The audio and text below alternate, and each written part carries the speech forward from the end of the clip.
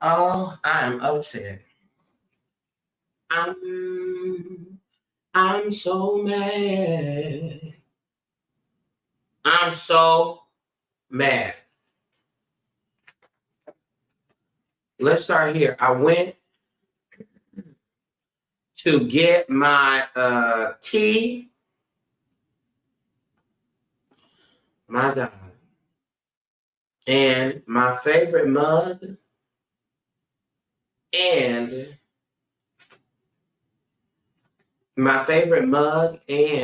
my uh the tea that I just bought. I left it in my car. And so look to your neighbor and say horrified. Because I am in fact horrified. I'm horrified. And I don't know how to get unhorrified. I'm horrified. I specifically went up here.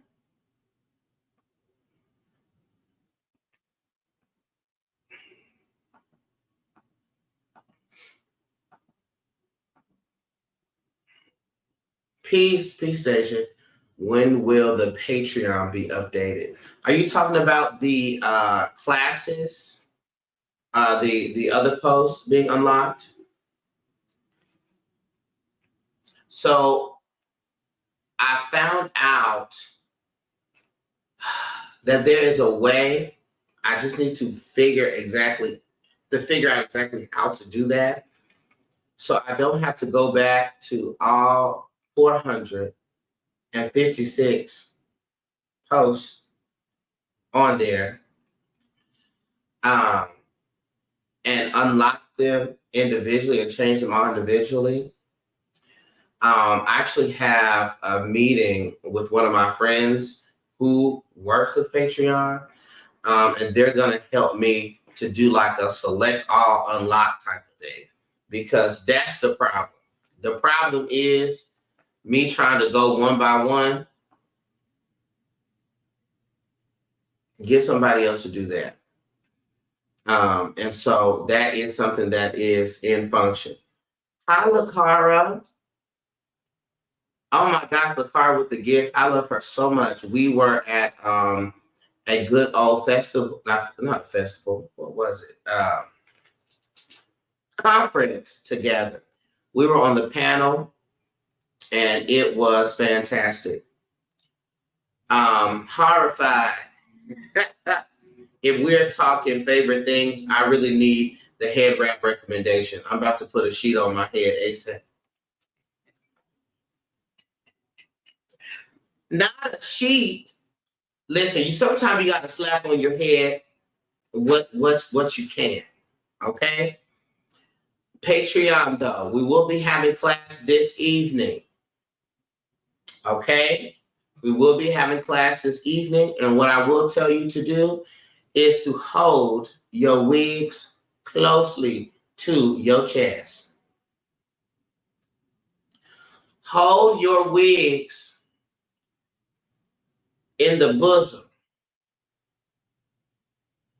Hold your wigs in the bosom. You're going to have to hold it in the bosom.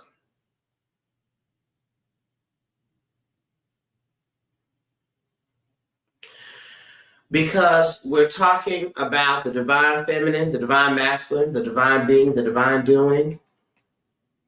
And the reason why I haven't been on in the Patreon is because there are 3 big units that the Spirit has given me to work out, and we're going to be going through all of it. And when I tell you, hold your wigs closely, because they are in danger. The wigs are in danger. Okay? One by one, the wigs are in danger.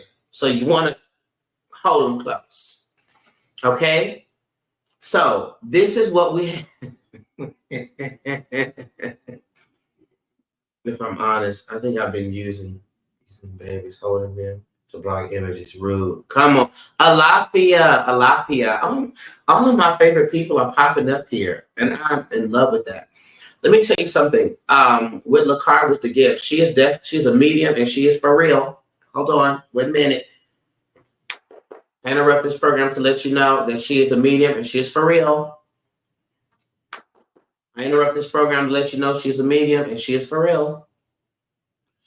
When we were at a conference in May, it was her, myself, and another prophet, Bishop Jordan. And suddenly it was given to us the instruction to, there's going to be 3 people selected from the audience at random, and we were going to use our gifts to read them, the prophet to prophesy, and just see what happened. And when I tell you, it was a wild thing that was happening. Of course, me with with my hoodoo and African spirituality basis. We have Lakara with her mediumship and also her ministerial background. Excuse me, Dr. Lakara. And then we have Bishop Jordan, of course, deeply in the depths of the church. And what we found so interesting is something that I've taught for a long time, which is that, listen, the spirit is the spirit, period. It will express and show up in different ways for different people, just depending upon the way that the day is set up. Okay, that's just, it is what it is. Okay, and what was super beautiful with that is that all of our messages linked up with each other. There was something, I went first. So there was something that I said that linked up with what Lakara was bringing through with one of the person's ancestors, which linked up with what Bishop Jordan was saying. And when I tell you, it was on point. It was on point. And so I don't think I've ever truly talked about that experience. But when I tell you, it was amazing how it happened. And that was the real game. If you was a fraud, we was getting ready to find out right then. If you were fraudulent, we were getting ready to find out right then. Baby, on the spot, honey. We were there. It was recorded. There were the people in the audience, child, up against next to the people that actually do the things.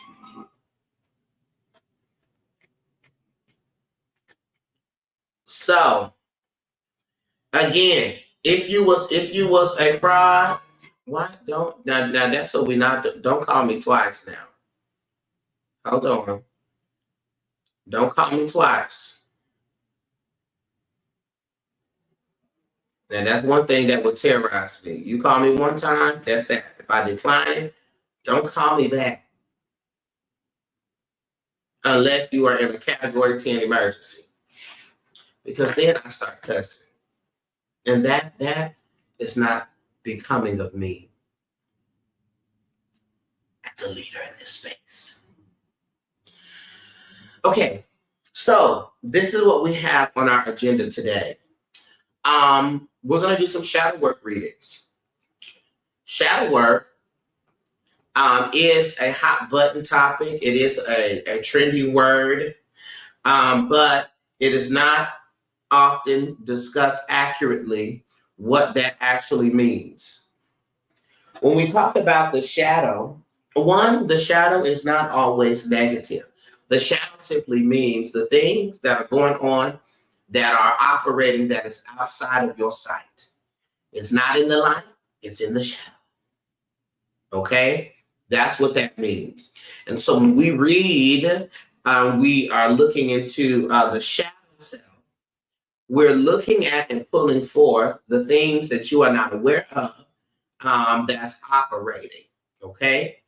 And it is those things that we need to bring awareness to. Come on, Khadijah, great opportunity. Great opportunity that we need to bring awareness to so that we can continue to grow ourselves, continue to heal, and continue to move forward in what it is that we're doing.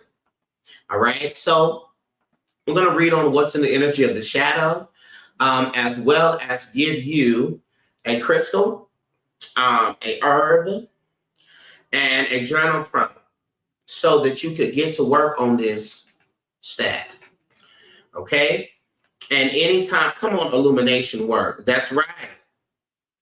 That's right. I love that. So, hold on. Because I have some ADHD tendencies, so my brain hops somewhere else. So let me call that girl back real quick. Brain, let's come back. Let's come back. Okay. So yeah, this is so that you can get to work stat. When we talk about herbs, I'm just going to address this now. Herbs can be used in incense form. You can take your charcoal tablet, put the herb on that, create a smoke bowl. You could use it in your spiritual bath. You can use it in your tea. Okay. And guess what? I'm not a medical professional. Therefore, if you don't know what you're allergic to, you need to find out. Okay. When the herb is given to you, it may not be something that you can intake. That way, it may need to be something that you burn, right? However, whose responsibility is that? Yours. Whose responsibility is that? Yours. I want to start off with this parable of the oak tree and its roots. I already see we have people on the list. Is it? Yes, I could send that to you. Just put your email in there. For the recordings of the class, it's $40. But I can send it to you. I can email it to you. So just put, you can cash app it to me on here, then put tarot class in the memo and put your email. I may already have your email too, but just put that on there. Now I can do that. So, the parable of the oak tree and its roots, and then we'll begin. If you would like to get on the list, the cash app is there. It's $25 for this, and that would immediately put you on the list. And I will read the order of this in just a second. I would ask if you could. Well, no, it's okay. We don't have to do that right now. But I may be asking you to ease on down to YouTube. Hey, yeah. Ease on down to YouTube. All right, but we'll see. The parable of the oak tree and its roots. In a small community stood a tall oak tree, admired for its strength and beauty. Children played beneath its branches. The elders told stories in its shade. But the deep underground, the tree's roots were tangled and sick, twisted around themselves from years of neglect. One day, a breeze swept through the town. Not fierce, but steady. As the wind blew, the great oak began to sway, its roots too weak to keep it grounded. And with a quiet crack, the mighty tree fell. The community was stunned. How could such a strong tree fall from so little? Well, when the elders examined the roots, they saw the truth. The tree had been weakened from the inside, its foundation tangled and fragile. An elder spoke. Just like this tree, we too can appear strong on the surface, but if we neglect the shadows and the pain buried deep within, even the smallest breeze can knock us down. From that day on, the people began to tend to their own roots. They faced their inner struggles and healed the parts of themselves they had long ignored. And as they did, they grew stronger. Just like the new oak tree they planted, roots were nurtured from the start. What is the lesson in that? What's the lesson?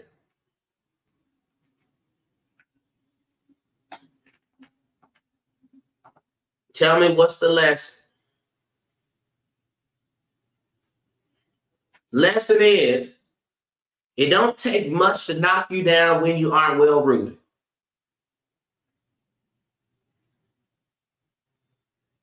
The shadow work is about tending to the roots. It's about facing the hidden parts of self. And when you heal the roots, you heal the foundation. And you are able to withstand, no matter how light, how strong the wind, no matter the weather, you are able to stand. And that is the key.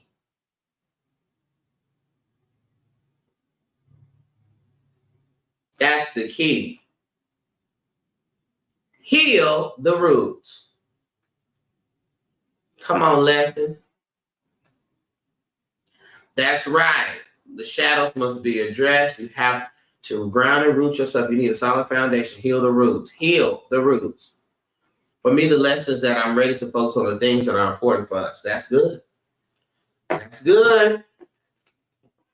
All right. So let me go look at my list real quick.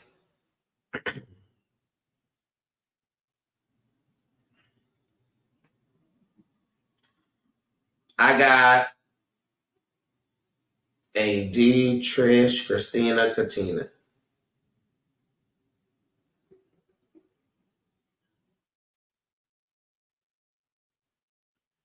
Okay.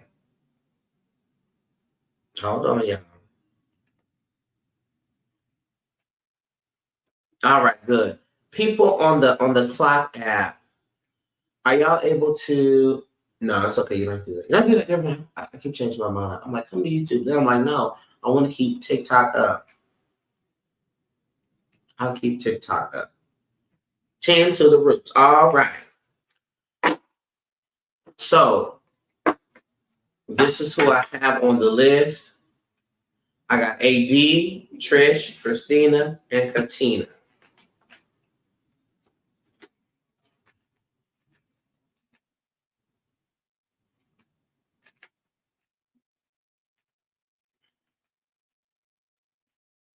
All right. And so we're going to be pulling forth this information here to see what's in the energy of the shadow. What are some things in the shadow that the spirit wants you to focus on and work towards? And I'm going to give you a crystal to work with, a herb to work with, and a journal prompt to assist you as well. Okay? So you have a question, my response may be delayed. Okay, A.D., no problem.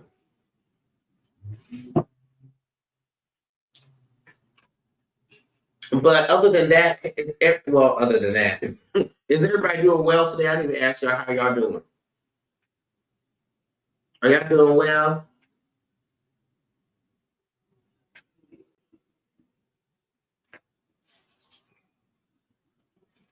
Ooh, I can't wait till I get a chance to shave. I can't shave this beard because of the show that I'm in. My God. Oh, but when it's over. I am well. I am doing well. I'm doing well today. Every day I be like, there's always an opportunity to go into a negative space. But it is also in that same opportunity, can you go to a positive space? Okay. Going to break from this southern heat. I understand. Let me start off with my prayer and we will get started.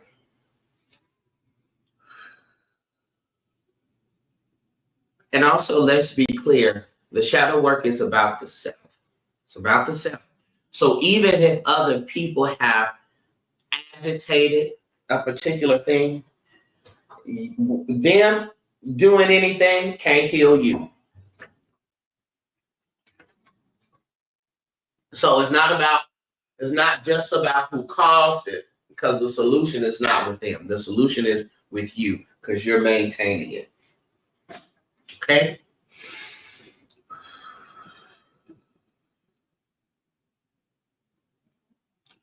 Divine Source, Divine Spirit, please call me to center.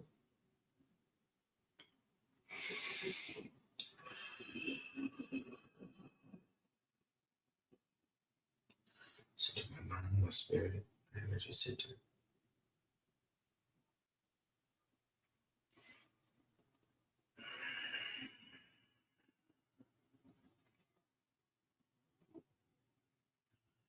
Offered into space all the answers, all the energies that are connected to me. That's what wellness. I offer the ancestors that are the seers, that strong the intuition, that were the clarifiers, that could see something that we could not see, to be assistance today for this reading. I send gratitude to those ancestors. Ancestors and protectors, so that the spirit today to get the information that's necessary for the wellness and the growth of the person. Each person, God, the cards to be able to see clearly, needs to be demonstrated.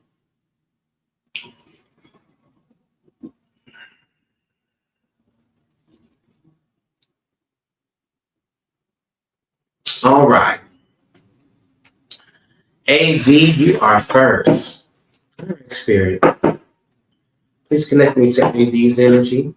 Again, if you don't get a reading, you ain't on the list, guess what? It's all right. It's all right. Because there's going to be a message in here for you anyhow. Okay? There's going to be a message or three in here for you anyhow.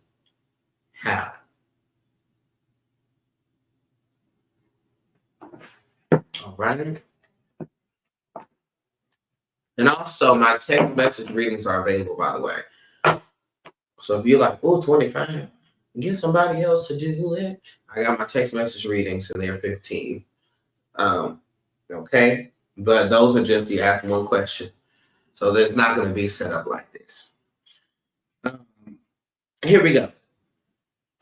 Spirit for AD. What is going on in the shadow? Spirit. Give me 3 cards. Represent the aspect of the shadow. Well, that tells us what it is in her shadow. The spirit you need her to illuminate.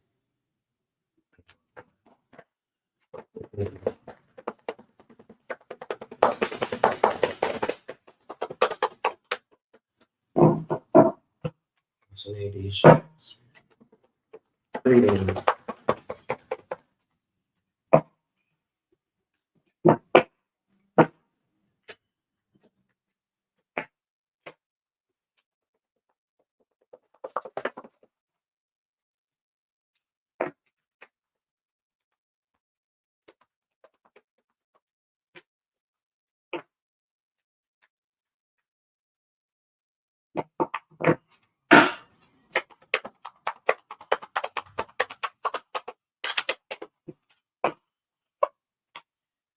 Okay, here we go, AD. What do we have here in the shadow? Happy New Day. Listen, great opportunity to you, Miss Mellow ATL. All right. First thing that we have, AD, we have the 9 of Swords, which comes up here. And when this 9 of Swords presents itself, it speaks about internal suffering. Okay? But what's very interesting about this is it's internal suffering, it's inner turmoil, it's deep-seated fear. But what the spirit wants me to focus on is your tendency to suffer alone. Okay? There is something here about you suffering alone or being conditioned to suffer by yourself.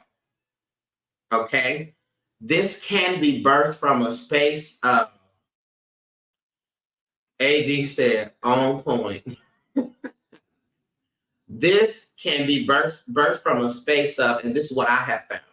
Normally, when we are people who are taught or where we have to suffer by ourselves, we either grew up in conditions where it was not safe.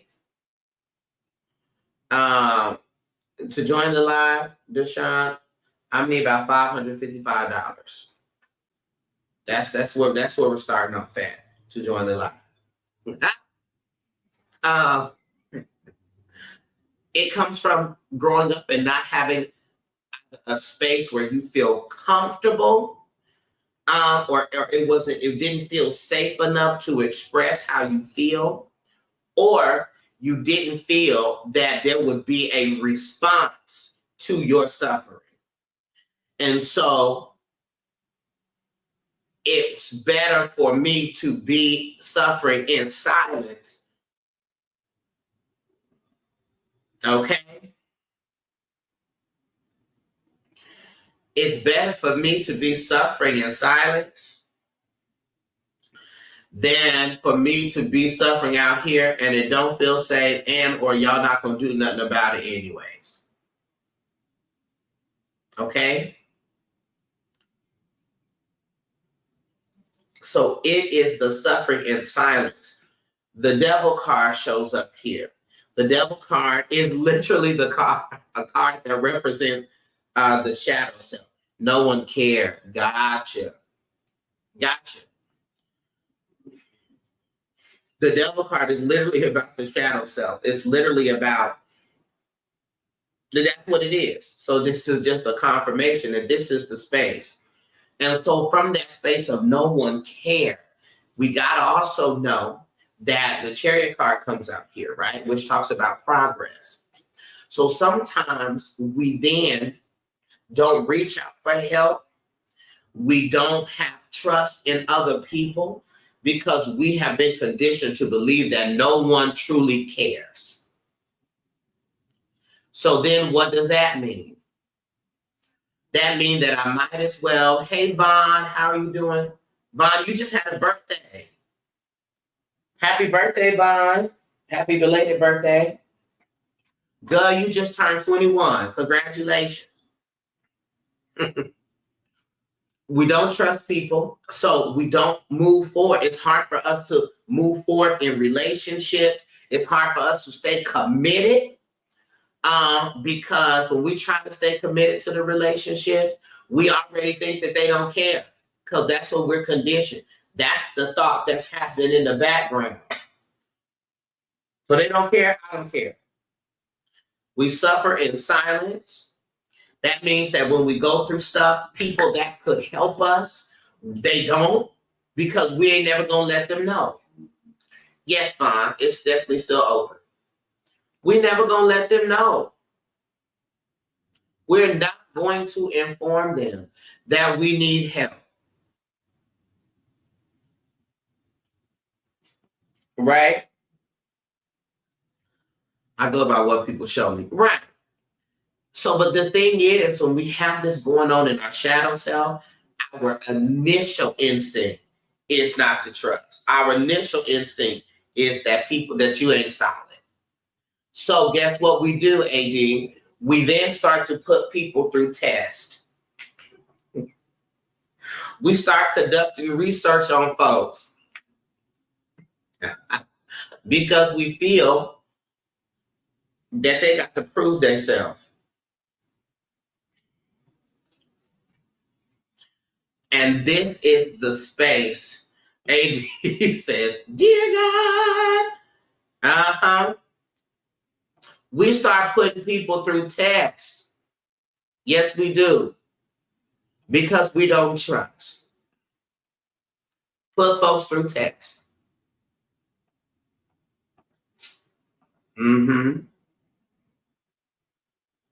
Hey, Claude. How you doing, Claude?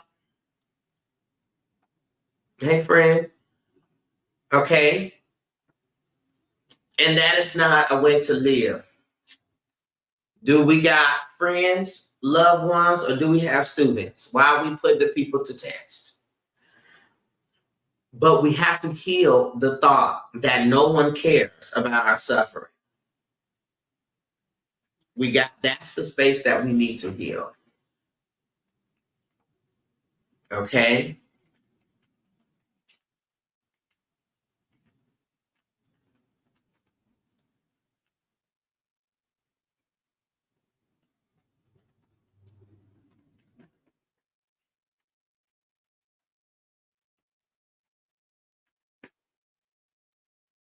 Oh, and I know that thing. And that suffering in silence is the worst thing. That means that we have become professionals at covering up our pain.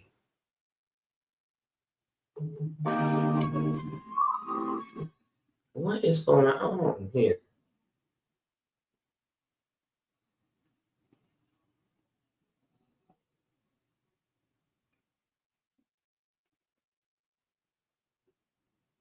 Okay. So this is the journal prompt for you. Give me one. Let me respond to this message, y'all. Hold up.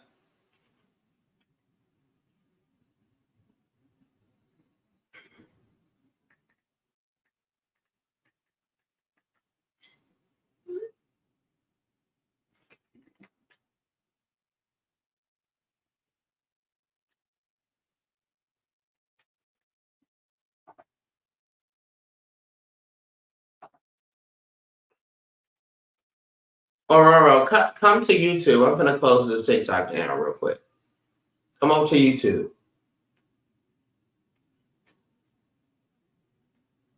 Because I gotta be texting on my phone. It's gonna be stopping everything.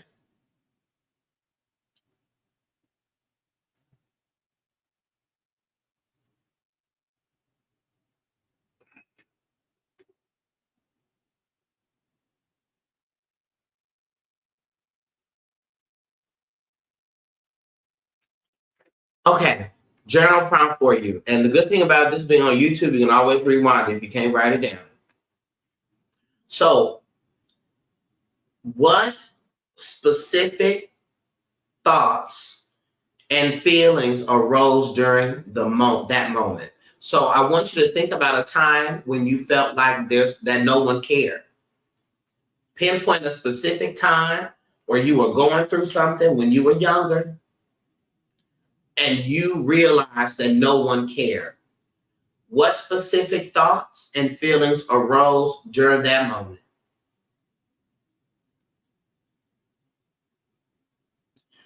Now, I want you to consider where these beliefs about others not caring may have started. And how do these beliefs affect your ability to trust today? Okay? I'm going to put this in the comments.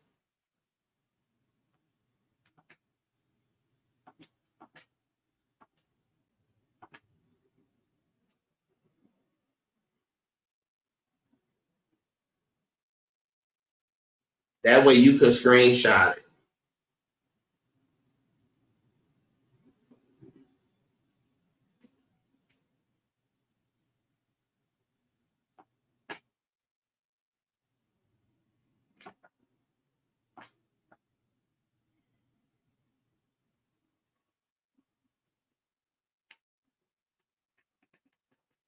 Okay? Herb for you is motherwort. Definitely suggest motherwort.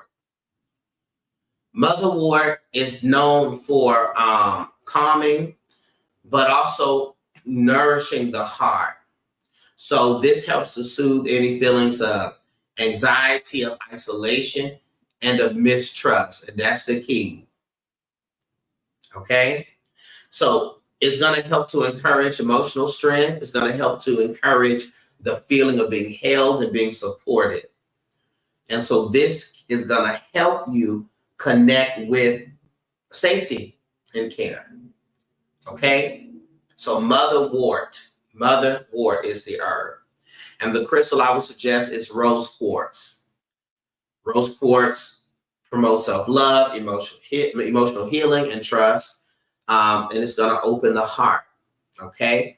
And so rose quartz you can get as a bracelet, you can get as a necklace, you can get as a ring, you can get the actual crystal, put in your pocketbook.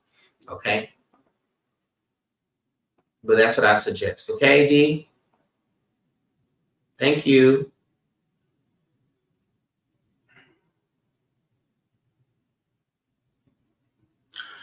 Trish, are you here, Trish?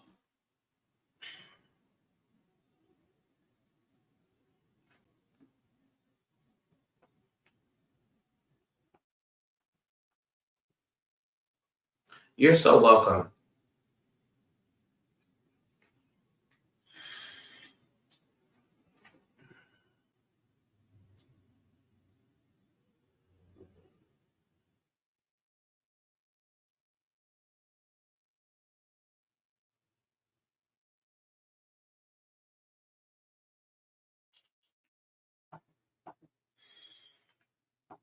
All right, Trish.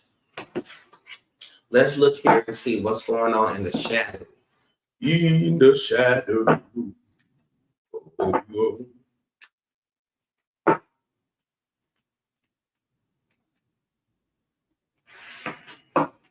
I appreciate you, Miss Mello. Thank you for sticking around. I tell people just put, well, folks just put me on, even if they're not getting a reading. They just put me on, child. Put the phone to the side, have it playing in the background when they clean it up, because a message or 12 is gonna hit you upside your head and then hug you close. All right, Spirit, for Trish. Into her energy, Spirit. And what is it that's going on in her shadow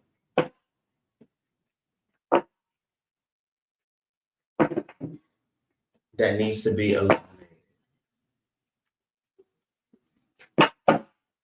What's going on in the shadow that needs to be illuminated? What's going on in the shadow for Trish?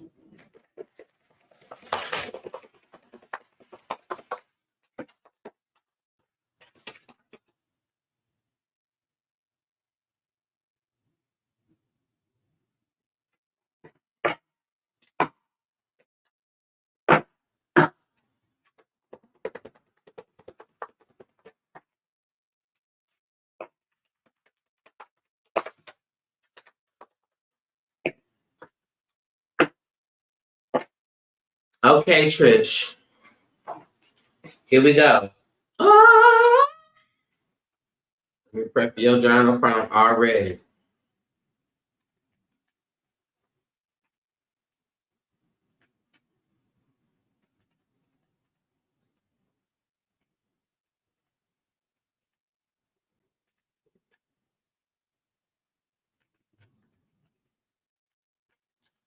Okay, so Trish, first card that comes up here, we have the Five of Swords upright. The Five of Swords upright is a card that speaks to dealing with competition. Okay? Feeling like you are always in competition and that people ran the risk of taking things from you. All right? So this comes back to speak to that energy, the energy of the people in your life either comparing you, and you feel like you have to compete for what it is that you felt that you deserved, and that what it is that you loved or what it is that you wanted was always at risk. We have the Six of Pentacles that shows up reversed. And the Six of Pentacles reverse speaks to an unfairness and theft, right?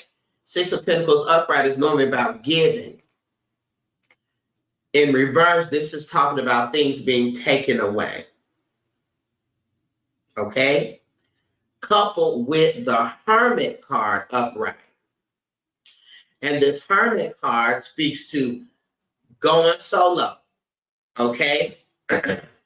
Speaking to, I'm just going to be by myself. Okay? So when we have grown up or have had this thought implanted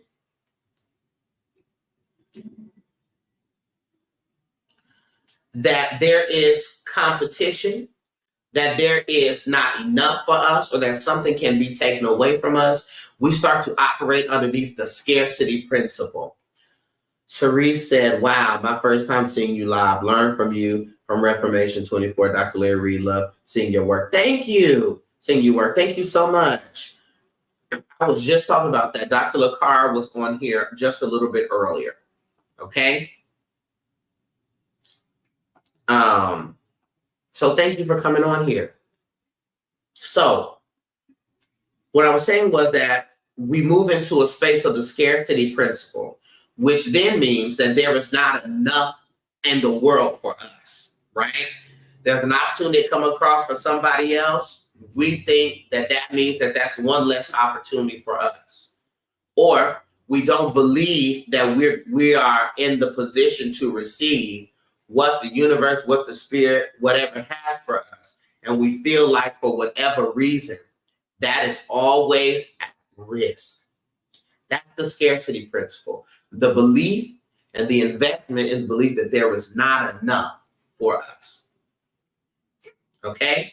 So your work, the spirit wants to reveal the ways in which you have dealt with competition, where you have dealt with people taking things from you as a child, and how that has resonated into you now, feeling like at any point in time, things are at risk. And that puts us in a survival mindset.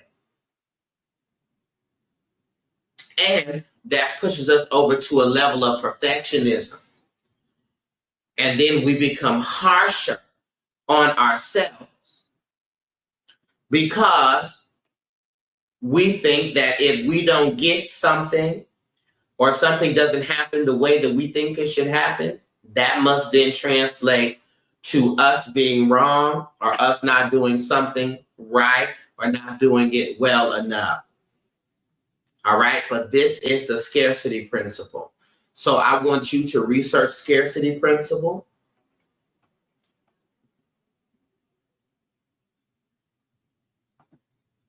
I have to be in the mindset for so long. Oh, you have to be in this mindset for so long? Gotcha. And the spirit wants you to, this is what we got to, okay? Because there is no competition.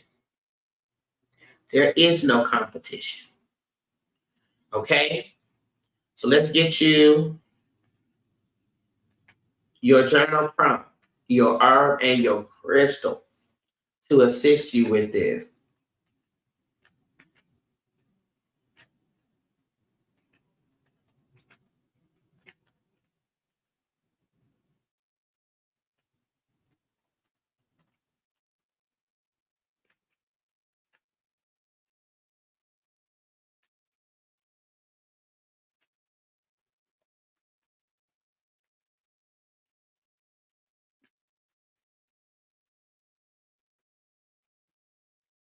And might I say, for the people listening,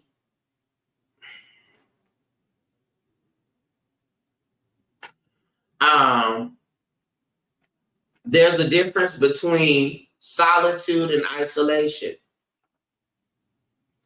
Now, I've spoken about this before. There's a big difference between solitude and isolation.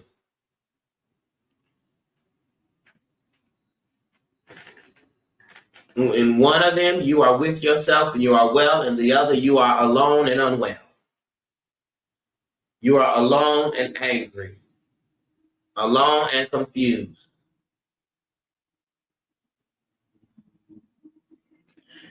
Yes, scarcity mindset. Yes, scarcity. Scarcity principle. Scarcity principle, scarcity mindset. Oh, goodness.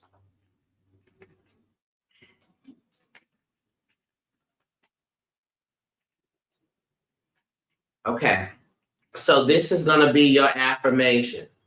Excuse me, your journal prompt. I'm going to put it in the comments on here.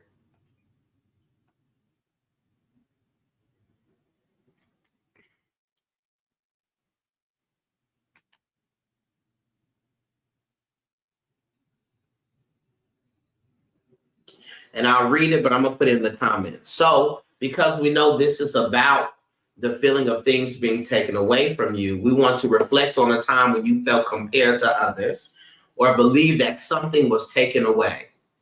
How did these experiences shape your sense of self-worth and your trust in abundance? What would it look like for you to trust that there is enough? Enough love, enough success, enough opportunities for everyone, including you. And how can you shift your focus from competition to collaboration, from scarcity to abundance? That's the prompt.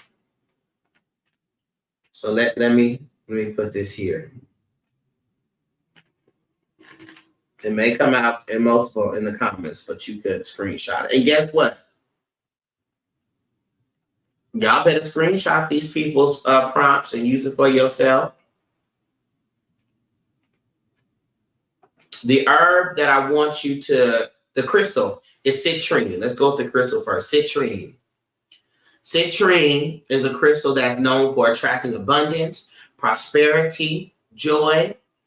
Citrine helps to dissolve feelings of competition, of jealousy, and lack by encouraging a mindset of abundance and personal empowerment.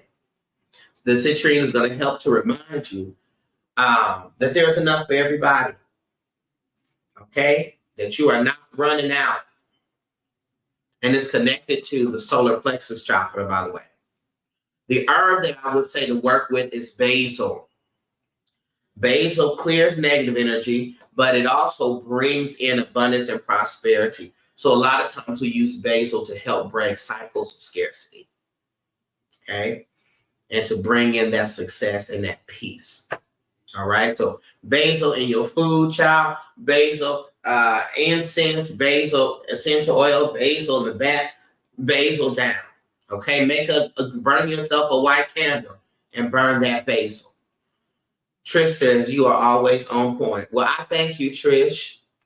Listen, somebody got to be on point in this season. Somebody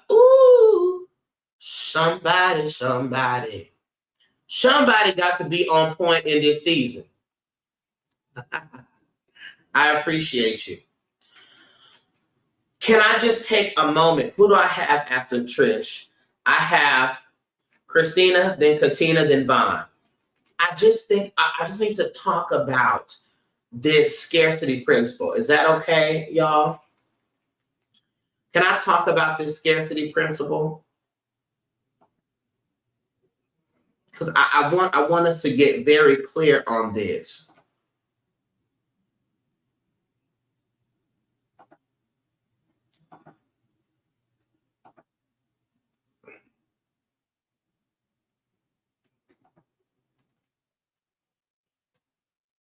Okay, I can. Okay.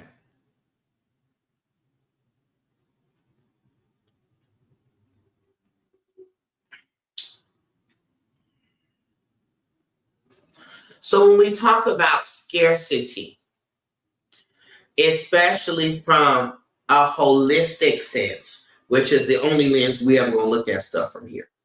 Okay, we got to look at it from the mind, the body, and the spirit. Scarcity is a belief that resources, whether it's physical resources, whether it is emotional, spiritual, whether it's opportunities, are limited. And because there's an investment in the belief that these things are limited, this then affects how individuals will interact with the world and how they will live their life. This will change your behaviors. Instead of acting from a space of understanding that there's a divine timing, you will act from a space of fear and urgency. So every time your birthday come around, you in breakdown because you think there's another year gone and you done ran out of opportunity. Every time you see a business that look like something that you want to do, now you feel defeated because now somebody is doing it. Now that means you can't do it. Who's gonna want another t-shirt business? Who's gonna want to buy from another this? It's been taken up. Even so much to relationships. You can't help but and there's another thing we're gonna talk about it because I'm telling you there's lessons we gotta go over in the lighthouse, in the Patreon. Even jealousy. A lot of people don't think that they're jealous. The truth is we all can have jealous tendencies. Okay? Because what is jealousy? Jealousy is rooted in you believing that something you value is threatened.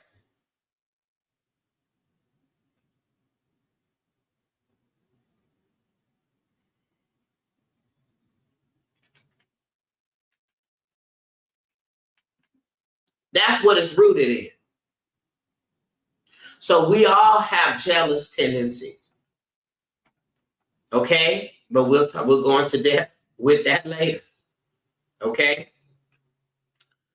But scarcity, that is that belief that there is simply not enough for you. And a belief, just because you believe it, does not mean that is what the truth is. And because we think that there is, we act from this fear, this urgency. We got to grab everything before it's gone. We then narrow our own perspectives, and now it disconnects us from trusting and the interconnectedness of the universe. Because now, if I don't trust that there is enough for me for what I want and what I need, then I don't trust the spirit. Because the spirit is supposed to provide. The universe is supposed to be abundant. I don't trust that. And so now I show up and I create a blockage for myself. And now when we're in the mindset of the scarcity principle,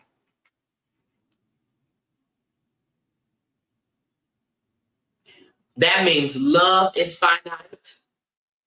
That means time is finite. That means success is finite. That means opportunity is finite. So there's going to be a time where your loved one don't love you no more. Because that can only go for so long. If by the time you turn 30, or by the time you turn 40, or by the time you turn 50, that's it. If you ain't went to your dream, it's done expired.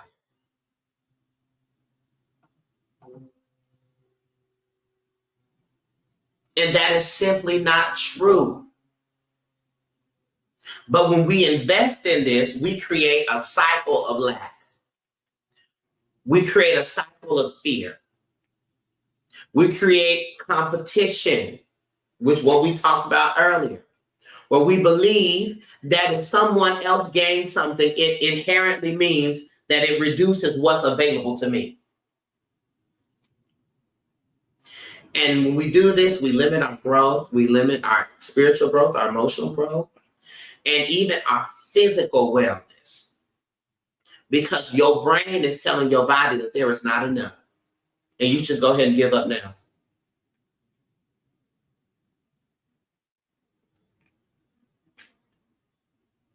Okay?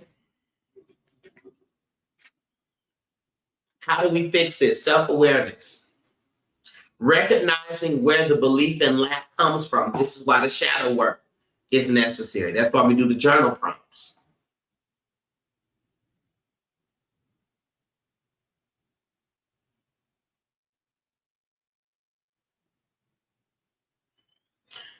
But me more so, this is the hardest thing for me because if I can feel it, taste it, touch it, if you can't feel it, touch it, Oh, I'm sorry. You can feel it, taste it, touch it. It doesn't seem real to me. Is a principle I've lived by. It comes out in my divination several times. Really? Yeah. Yeah. But then that's when we have to look at the mindset. Where did that come from? And let me also say this, and we're going to get back to the readings in just a second. Like I proceed to continue the divine. Why did you live by that, right? When did you decide that that's how you need to live? Because there's a difference between who we are and who the trauma has made us to become. Who you are and who you become are two different things. So we got to ask ourselves the question, is this way of thinking who I am, or is this who I have become? If X, Y, and Z had not happened, would I be operating from this space? Because sometimes it is a conditioning, it's a societal conditioning, it's the conditioning of your family. It's the trauma conditioning. And this is the idea of the belief that we have chosen to latch onto. So we have to ask ourselves these questions and get very clear on the origin of the way that we operate.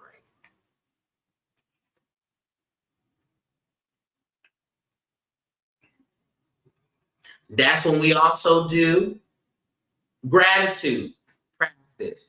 Regularly, there's a principle that's in the ancestor deck which says, the fish you have is worth more. The bread you have is worth more than the fish you don't. Expressing gratitude for what you already have, bringing your awareness to what you do have, as opposed to hyper focusing on what you don't have.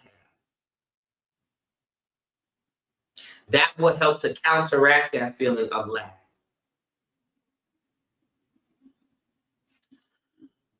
Don't isolate. Community. Get yourself in community. When you get in community with others, you learn about collaboration, of mutual support. And there is more. What do they say? If you want to go quickly, go alone. If you want to go far, go together. And abundance practices, abundance affirmations. Okay, working with the sacral and the solar plexus.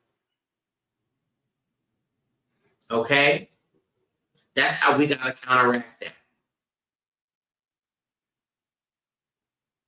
Yes, the bread you have is worth more than the fish you don't. And imagine, I could write a whole proverb on, it is an answer in my ancestor deck, but I could write a whole story about that. Imagine somebody sitting there not eating the bread because they want the fish. And now you have created a belief in yourself that you ain't got no food. But that's what we do. We create a belief in ourselves that we don't got no food. We're like, child, ain't nothing in here for me. Ain't nothing in here for me. But it's because you focusing on the fish and you neglecting the bread. But you know what else this shows up in? Our relationships. We neglect our partners because we're hyper focused on what we want or on the future.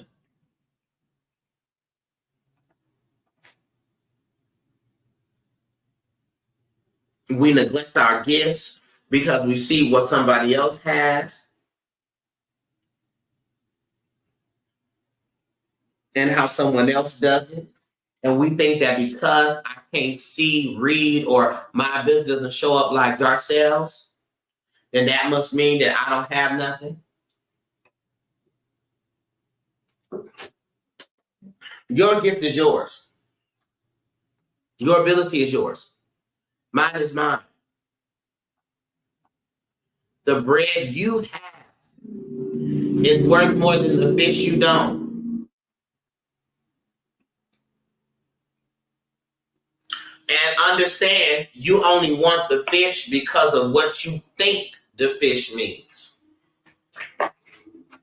Child, you may eat that fish, get a bone stuck in your throat, and choke yourself out.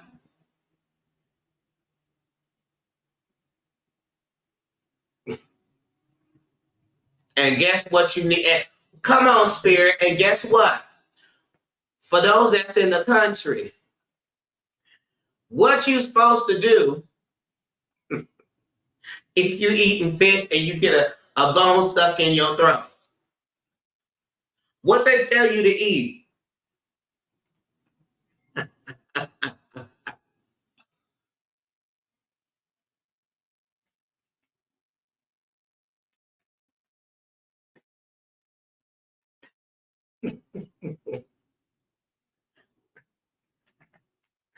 Eat bread.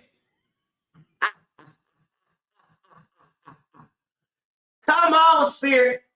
Walk that thing around. Walk that thing around.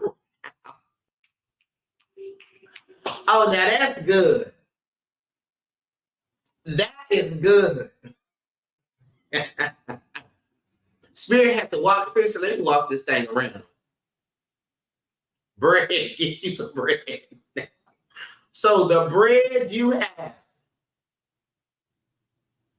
is worth more than the fish you don't.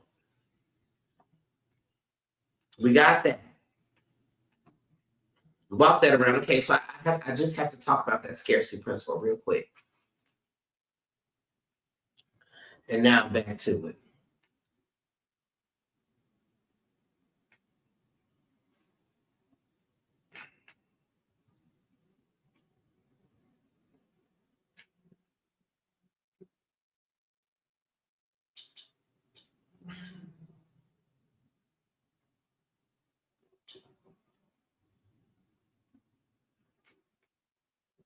Okay, so now I think I have Christina for the shadow work.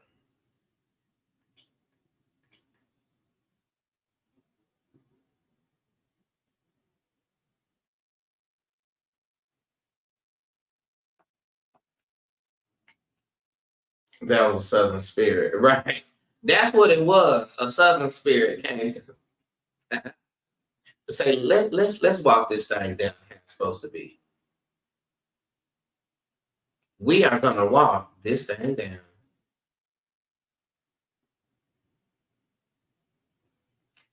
Okay.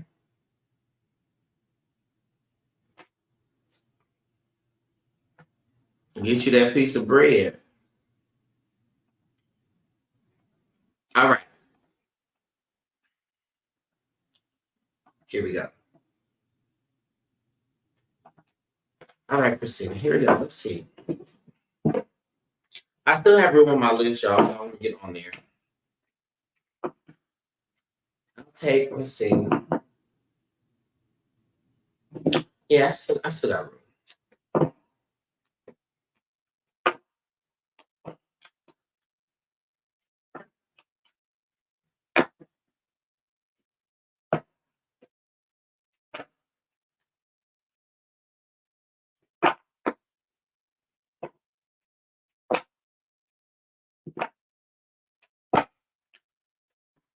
Sure.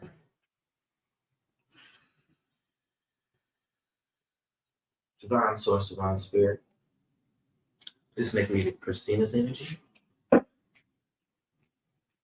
Spirit, what is in her shadow that she needs to illuminate?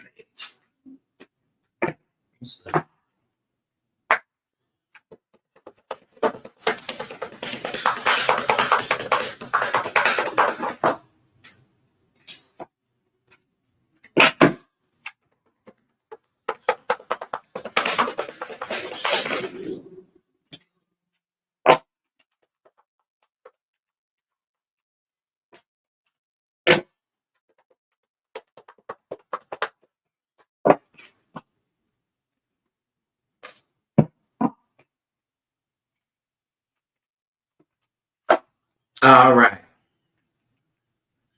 Here we go.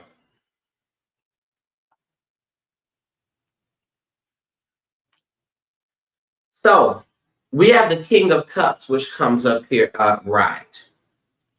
All right. The King of Cups is a card that is about leadership, but it is about from an emotional space.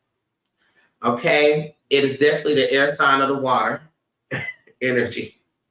But what this is speaking to is the belief that you have to be,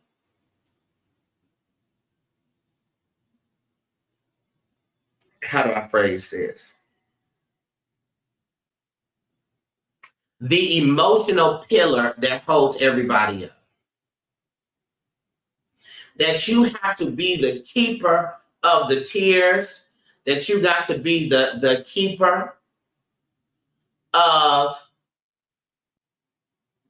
the emotions, that you have to be the one that holds all of that. You got to be the one that is the emotional pillar for everybody. Okay? And because of this belief, I got you, Marie. Gratitude, I got you. Because of this belief, we have the Two of Pentacles, which comes in reverse. And this Two of Pentacles in reverse speaks to being overcommitted to other people. That then leads you to getting overwhelmed, frustrated, and then reckless within your own self. Christina said, oh, that's me. Reckless within your own self. Okay?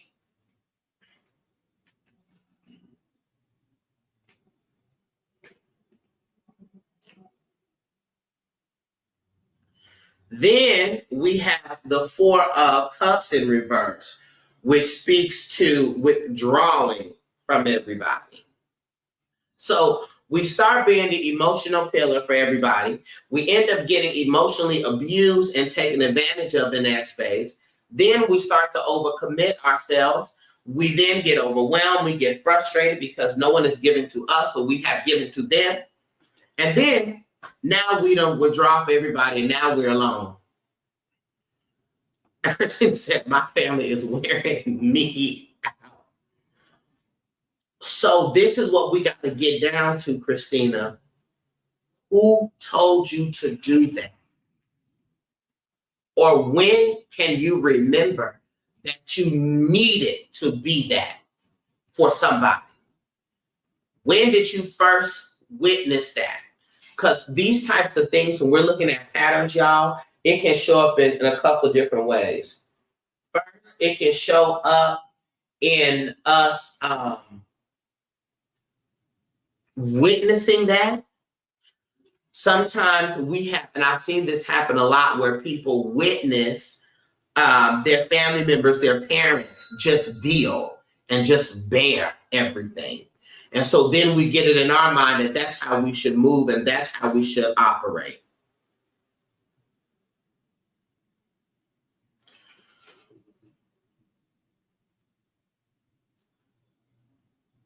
That's how we should move. That's how we should operate. So who taught us that? Look, Sash Queen says, that's me. Cerise says, ooh, that was me. I'm working on it. My mother taught me that as a child, right? That you got to be the pillar, the emotional pillar. So I've heard it come in that way. I've also heard it where we've witnessed someone not being that for someone else. And so we make it up in our minds that we have to be that person. A lot of times we've had single parents. We make it up in our mind that we have to bear the emotional weight of our parent because our other parent is not with them. So we say it has to be me. Okay? And so we got to figure that out where that comes from, because that is the space. And I know it's true because we got the Six of Cups here upright, which is about family. Okay? So that is the space that needs illumination. Because as long as you continue to, here we go, as long as we continue to be the weight bearers for others, we will never, ever know if we can lift our own weight. Or we will not know the accurate weight of our own burdens. Because our stuff may be as light as a feather, but because we're also lifting the weight of everybody else, it feels like the feather that breaks the camel's back. Okay? It's wild. Look, it's wild how I can help others process this kind of stuff, but I can't figure out my own life. But this is what this is speaking about. You have a doctorate degree in bearing the weight of others. You see that? You have a doctorate degree in bearing the weight of others. You learned that from the family. And this is what is being brought forward here. You see that? So that's why you can do that. Because you learned that. You learned that. Okay?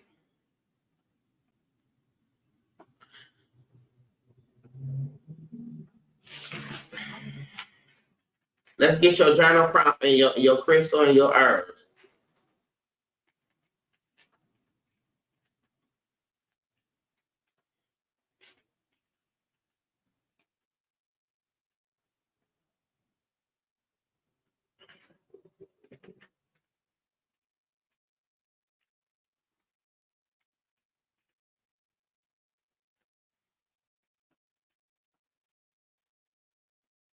And it's so wild, y'all, because we all of these things, even though we feel like,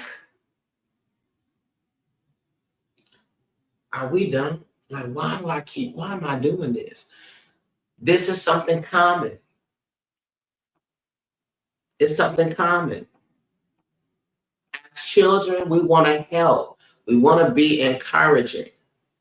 And when we have family situations that may not be healthy or healed, our innocence gets interrupted in that way. And our parents, like my father, felt at times that he didn't have anyone to talk to. So I was in inappropriate conversations with my father, inappropriate in the sense of his qualms with my mother, right? Or his deep life trauma, because he didn't feel like he had anyone to talk to. And what that positioned me as a young person was, I took a position against my mother because of my father's perspective. And it wasn't until I started to witness some things that I said, now, wait a minute. That did not happen like that. That I realized that my father had a very particular traumatized lens that he was looking from. Okay. It was particular and it was traumatized. And I said, oh, dear God.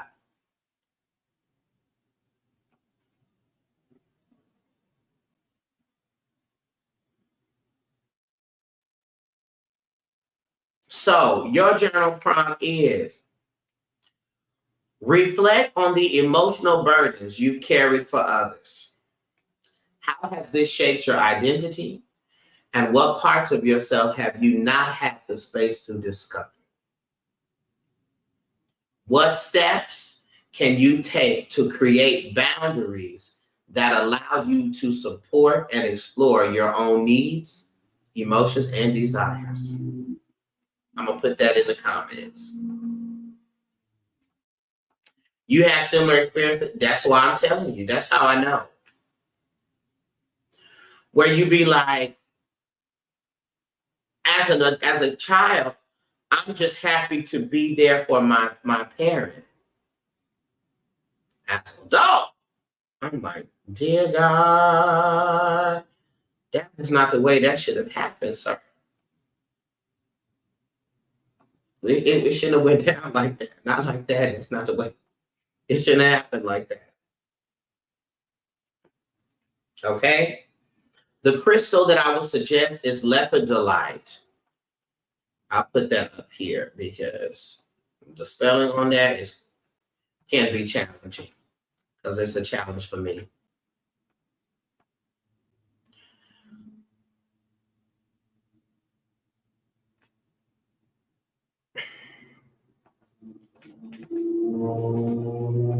It's a challenge for me, lepidolite.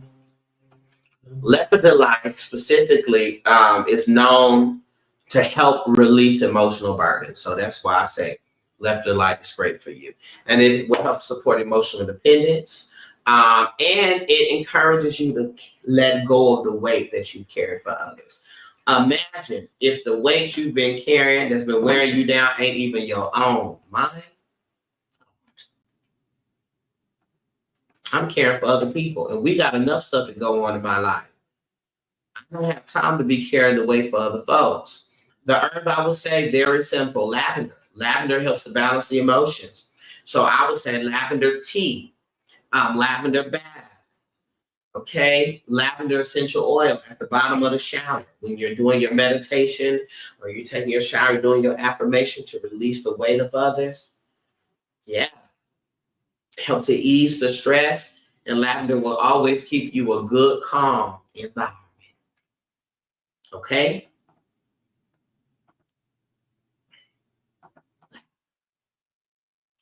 Thank you, Christina. Next, I have none other than I have Katina Vaughn, then I have Marie. So I got Katina right now. Katina, are you here? And y'all remember, I'm live on YouTube. So if you have to go, you can always just check. You can watch the YouTube playback.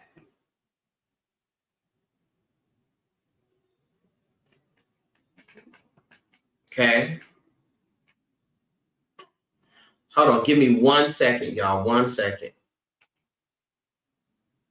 And then I'm going with Katina. I'm gonna play my intro, but it's just really because I need 1 second. I'll be right back.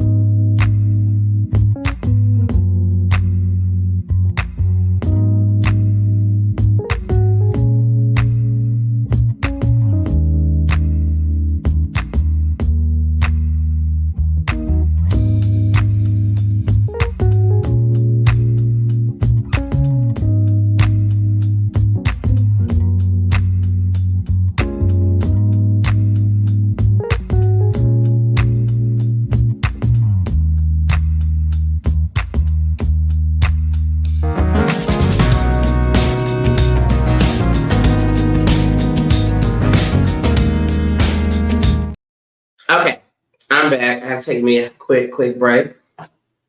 Okay, here we go, Katina. Then I have Vaughn, then I have Marie.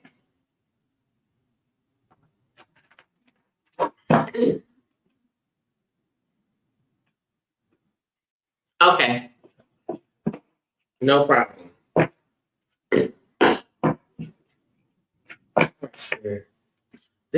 for Katina. What's going on in Katina's energy?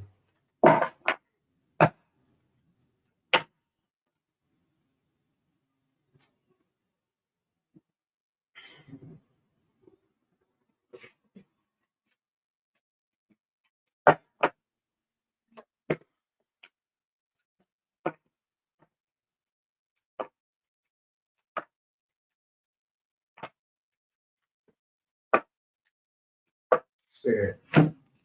What's going on in her energy in the shadow? Spirit that needs to be illuminated. What they ask us the shadow.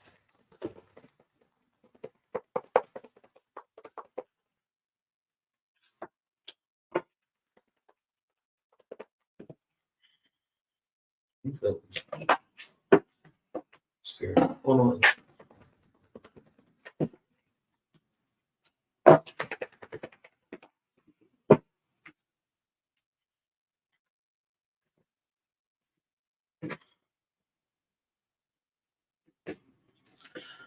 Okay, Katina.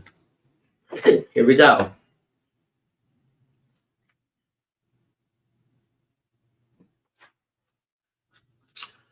So, what comes forth here, Katina, is the High Priestess. The High Priestess is a card that is specifically about it's the intuition, but it's also about sacred knowledge. Okay? Sacred knowledge and holding information. All right? Holding and hiding information. So, Katina, in addition to that, we got the Magician card in reverse. Now, this is where we're going to have to be truthful with ourselves. This is talking about being manipulative. And don't feel triggered, because guess what? I have been manipulative. We all have been manipulative. Okay? I know this is true because in addition to that, we got the Seven of Wands upright, which is the card about competition and perseverance. Being manipulative does not mean that you are a bad person. Being manipulative means that you have grown up in an experience where you couldn't trust. Okay? And so you have to manipulate situations so that you are safe. Okay? I need us to hear that. Because when we think about someone who's manipulative, we immediately think they abusive and they're doing all this type of stuff.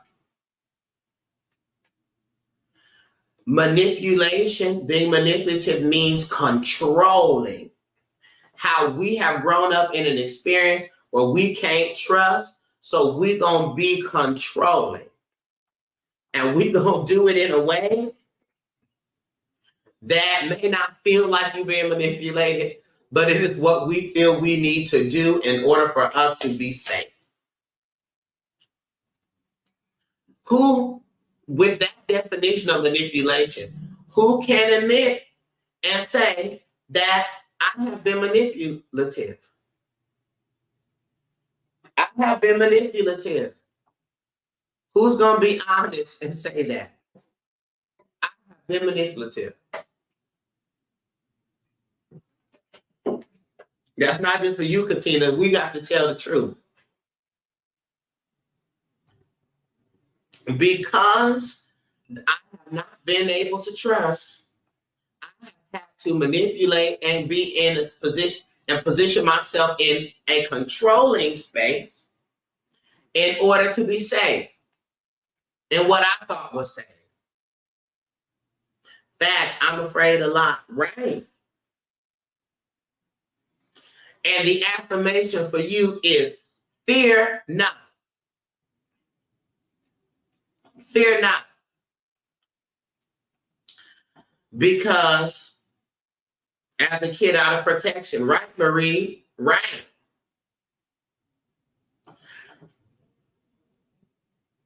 Fear not. Because there is a greater energy that is in control. even when you don't feel that there is control present. It's kid out of protection. But let me also tell you this. Manipulative is also playing ourselves small, right? In spaces as adults, because we don't want to come across a way that we are. So we would play ourselves real small. We don't give up. We don't say a lot because we're trying to put ourselves in a space of control. We got to teach on this real quick.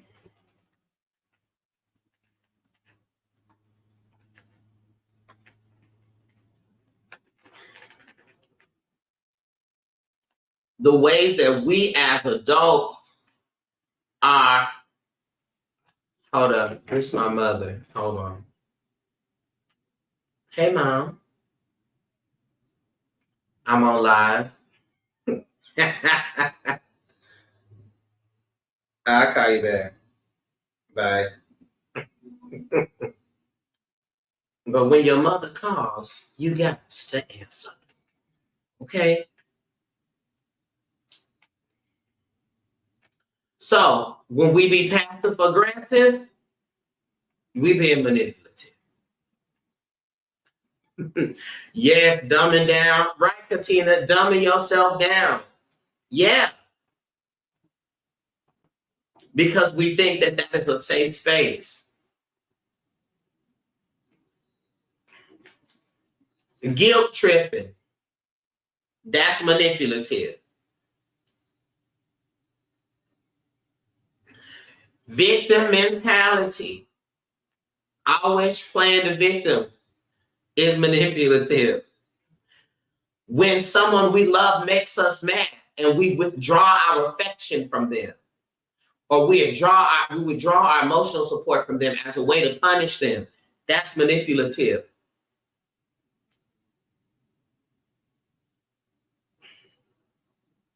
Ultimatums is manipulative. Emotionally oversharing is also manipulative. Okay? Always playing the peacemaker to avoid conflict.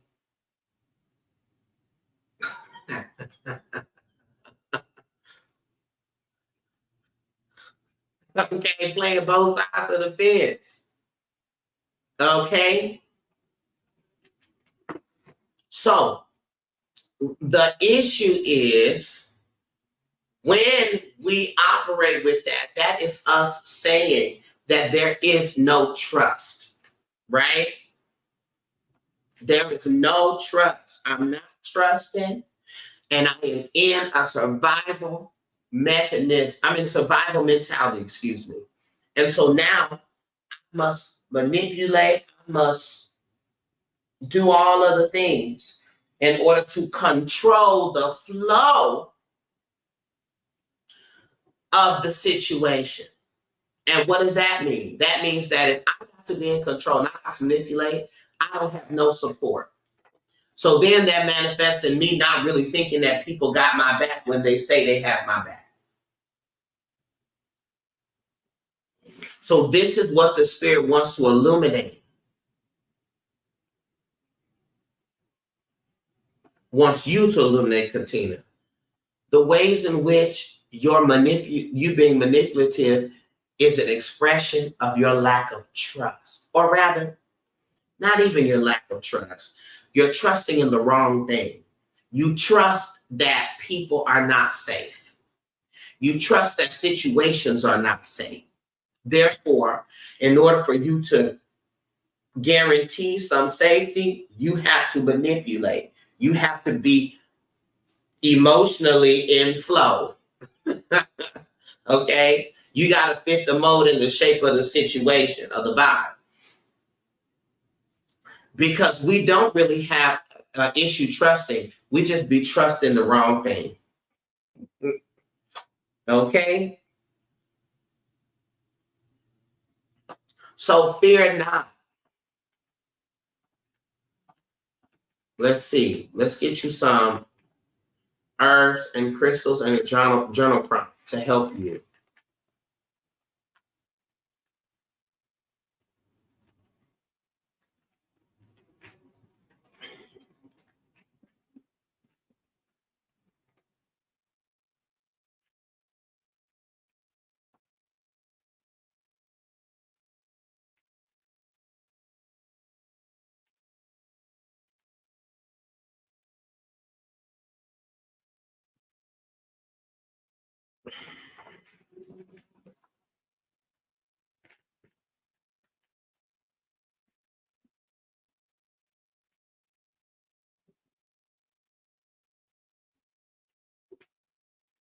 This is the journal prompt.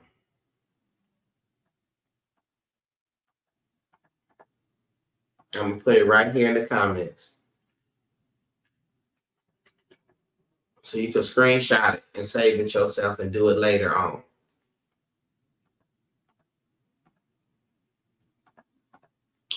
What fears lie beneath my need to control or manipulate others? Reflect on what's going on here. Reflect on moments when I felt the need to manipulate others. What was I afraid of losing or revealing?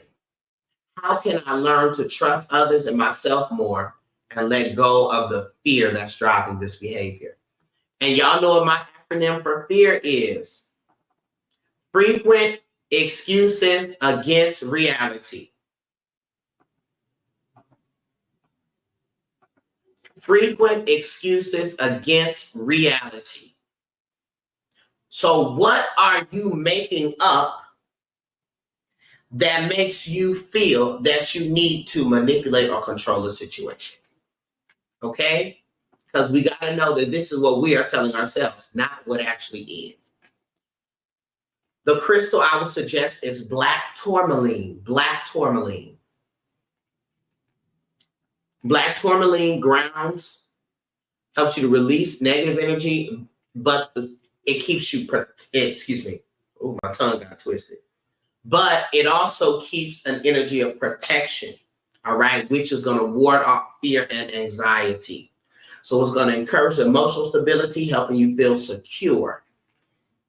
Okay, so we could loose and let go of some of them emotional tendencies, manipulative tendencies.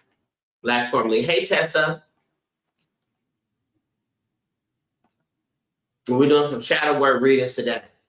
And then the herb I would suggest is chamomile. Get you some chamomile tea. Chamomile reduces fear. Chamomile reduces tension and brings about ease. So I would say chamomile, because that's what's driving this. It's fear. So we got to target the fear.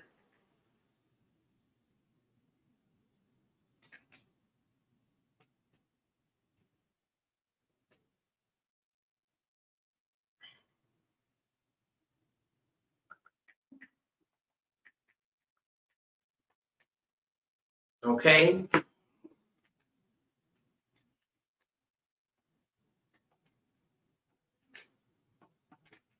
Essential oils for fear. I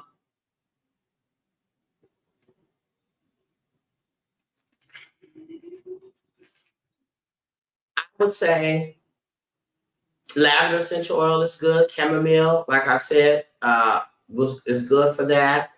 I would say bergamot is good because bergamot is a mood uplifter.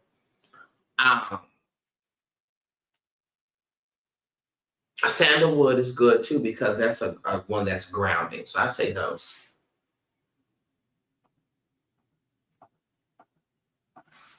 Okay. Thank you, Katina. I got Vaughn and then I have Marie. Hi, Vaughn. Are you here, Vaughn? I told y'all Vaughn just turned 21.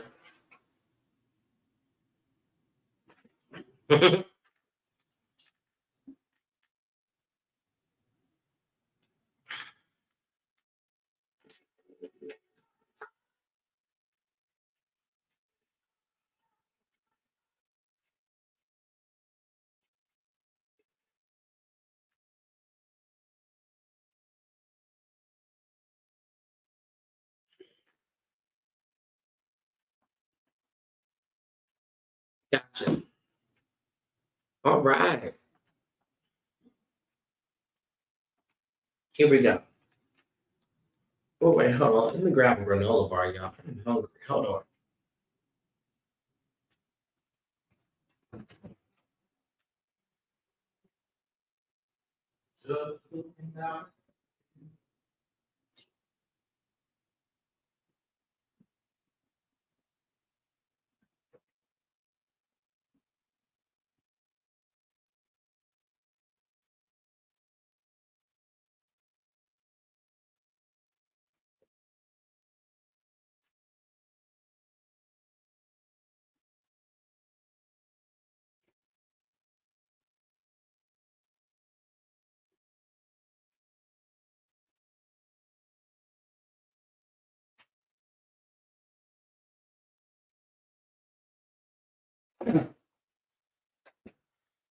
All right.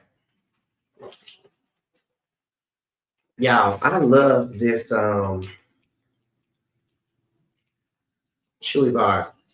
It's cranberry, white chocolate, and raspberry. Okay.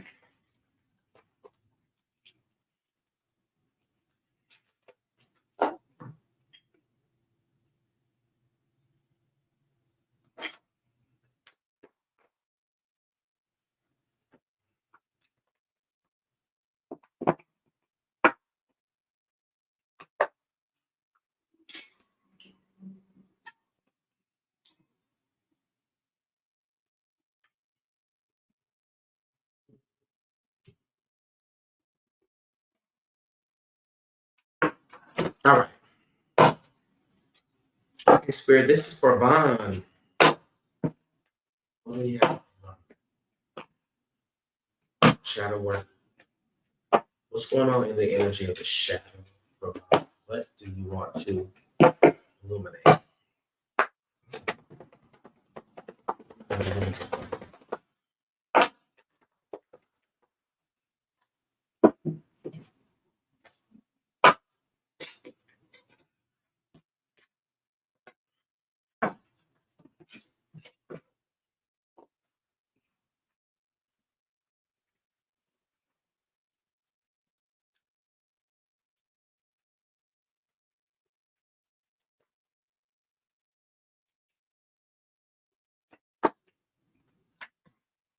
Spirit, could you clarify this? 8 of Cups, please.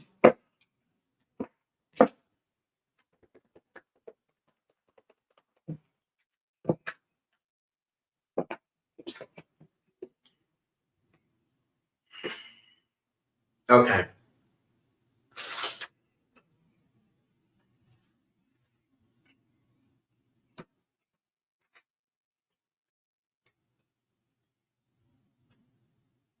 Charlie, let me chew this food for that white lady pop back on here and tell me.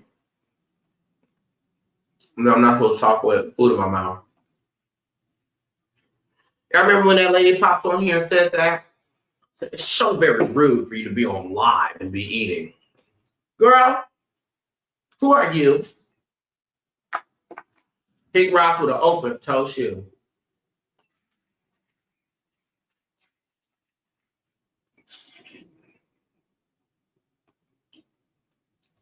I said, girl, we ate her up in the comments. Yes, y'all did. Y'all was tearing her up. When I tell y'all was tearing her up in them comments, y'all was tearing her up. I was screaming. Oh, that was hilarious. Mm-hmm. Just looking out of the window.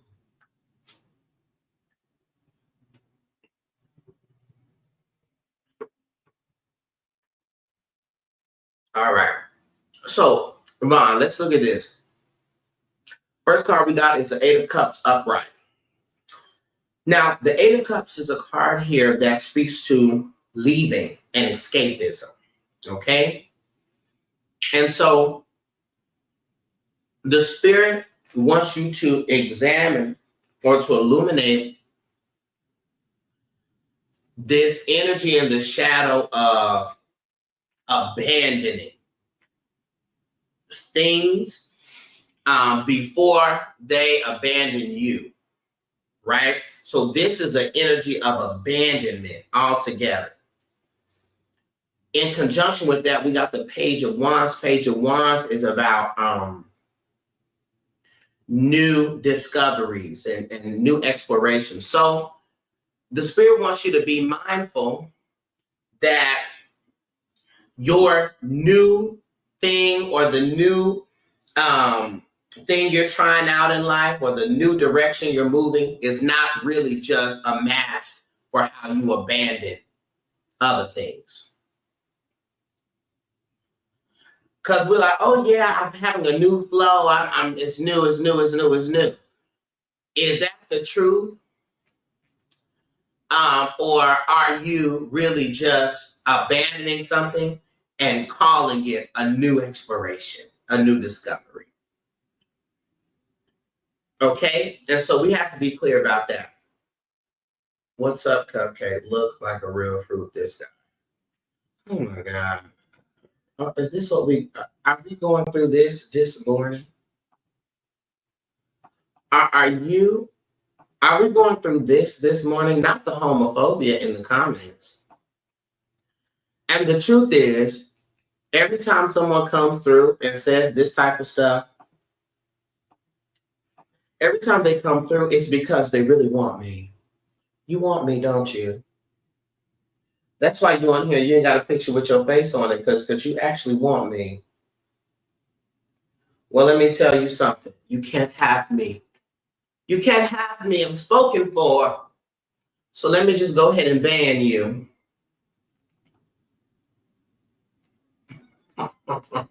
Let me just go ahead and ban you. They just wanted some attention. They want you, so they want you to acknowledge them. Well, and now you're banned. Okay. Moving forward. So yeah, be mindful of that. Ask yourself, okay, I'm starting something new, or I'm moving in a new direction. But is this just what I'm calling it, or is this me abandoning this thing? And me calling it something new or a new direction, it's just my way to make me feel better.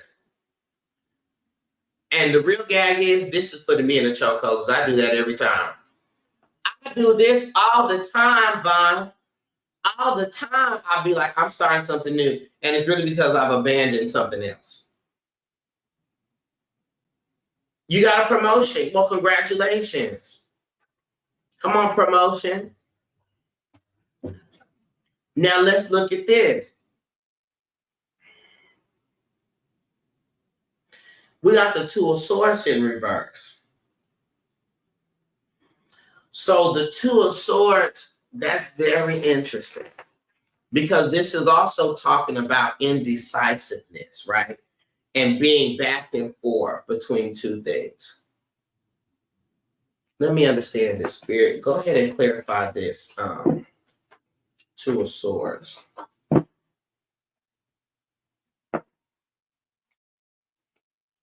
Abandonment in other parts of my life. Got you.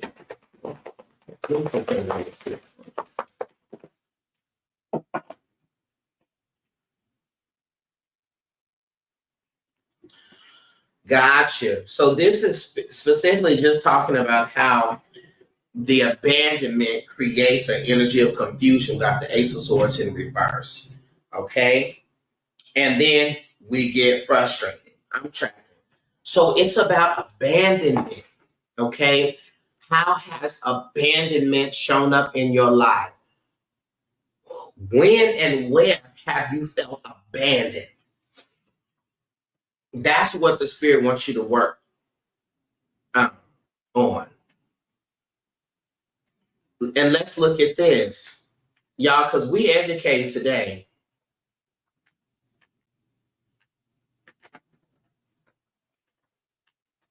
Let's look at some unconventional ways abandonment issues show up for us.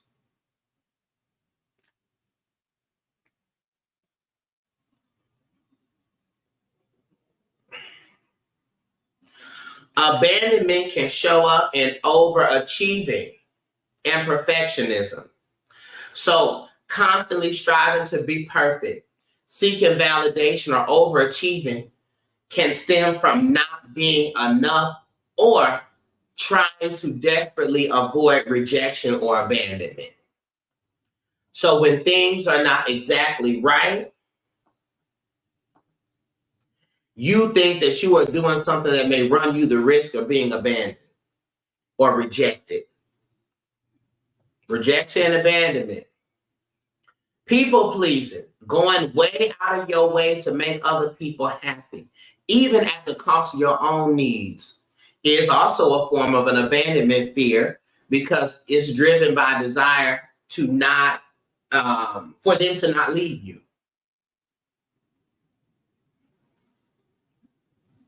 This can also show up in sabotaging relationships where we will create conflicts or we will look for the worst in others to push them away because we think they're going to leave us anyway. So I'd rather abandon it before it abandons me. Okay? Codependency is like that, where we are also overly dependent on other people to meet our emotional needs. We're over dependent and we feel a fear at the thought of them leaving us or losing them. So the question is, because we know it's this energy, oh, you said from a kid. I've been going back and forth about a few things as well since I understand. Gotcha. So let's get you some journal prompts.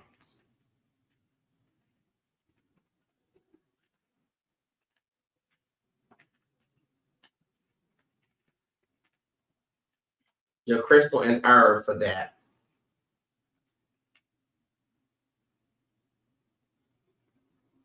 I used to go out of my way to help people, but I stopped doing that because I wasn't receiving some the same support in return. Right. And so then this is the thing, Vaughn.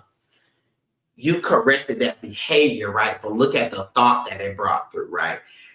Did it give you the thought that people are not going to return the favor or people are not going to give to you what you give to them? You know what I'm saying? And you got to check to see if that thought was created. Because, yeah, we say, I'm not going to go out of my way for people because people will not go out of their way for me. And is that a thought also that we have cycling, you know? So we got to ask ourselves that question.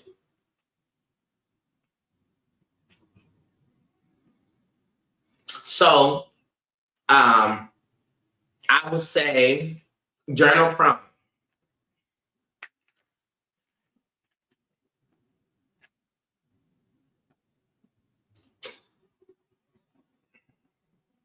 Hold up.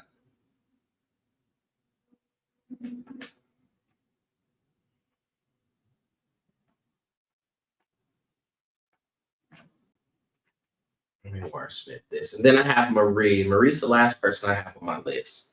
I don't think anybody else said for it.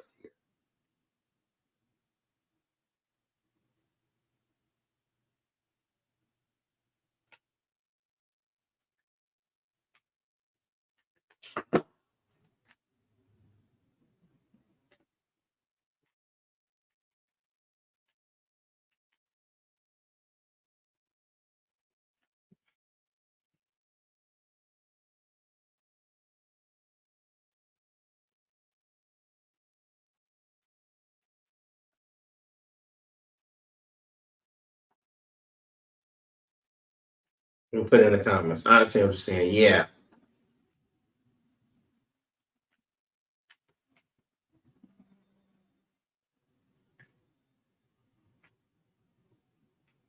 Okay. Reflect on moments when I felt the fear of abandonment in relationships, friendships, or even at work. What beliefs do I hold about my worth in these situations? Worth is, remember, what I expect to get from other people.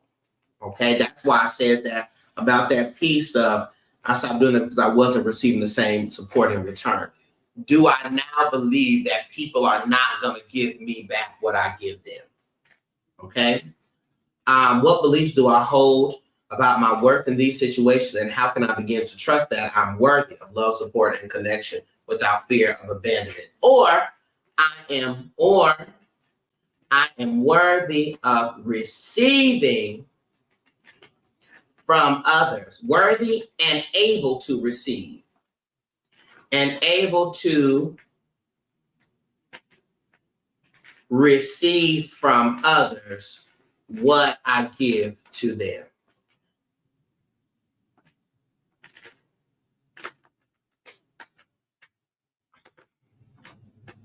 That's key. Crystal, I would say rose quartz crystal is great.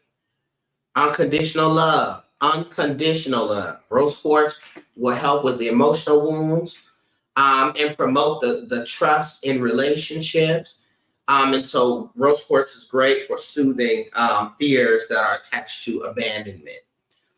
Herb, motherwort herb is great, and also holy basil. Holy basil is great too.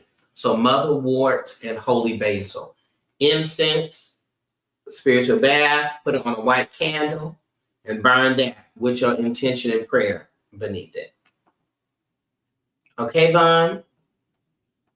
Thank you. I have Marie. Marie, are you here?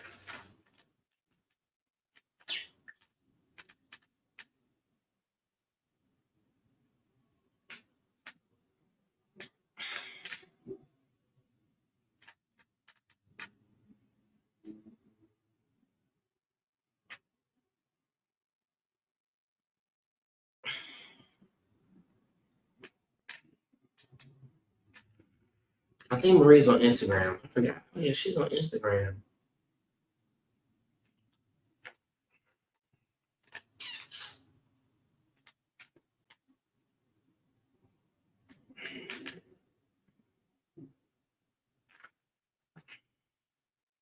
You're so welcome.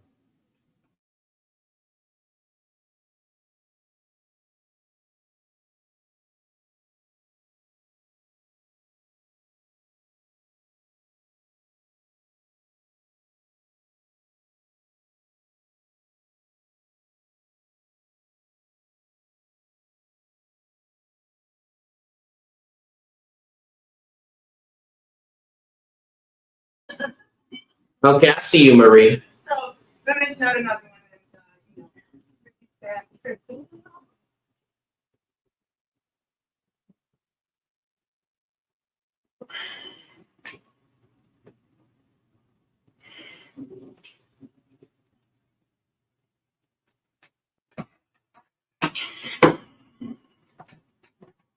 All right, Marie. Here we go. Thank you for being patient, Marie. I appreciate that. Hope you've been getting some good information along the way. All right, Spirit.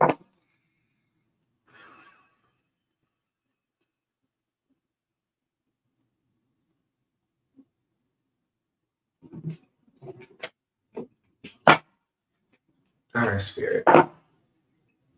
For Marie, specifically for the shadow workspace. What's in the energy of the shadow for Marie? What's the energy of the shadow for Marie?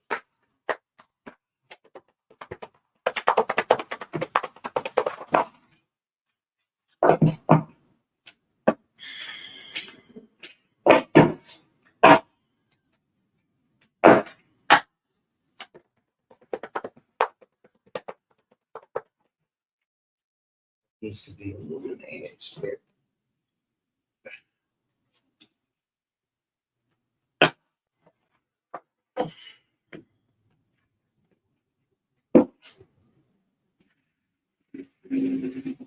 Okay. Here we go, Marie. Let's look at this.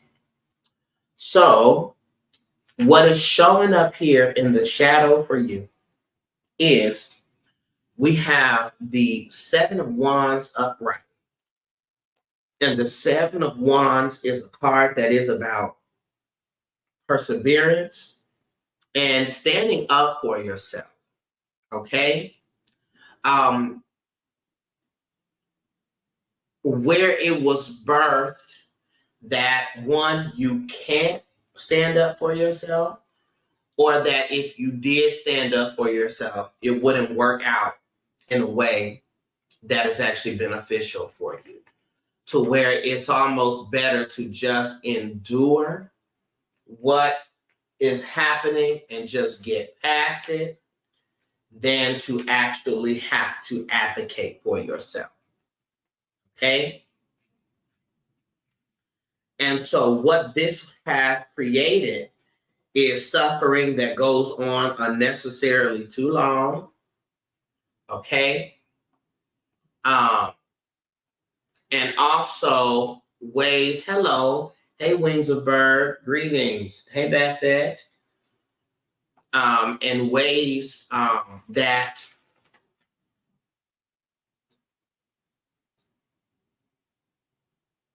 we've almost devalued our voice. Okay?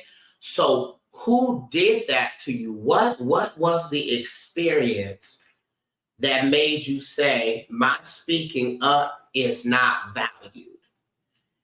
And how that also shows up is not honoring what we have to offer to the world.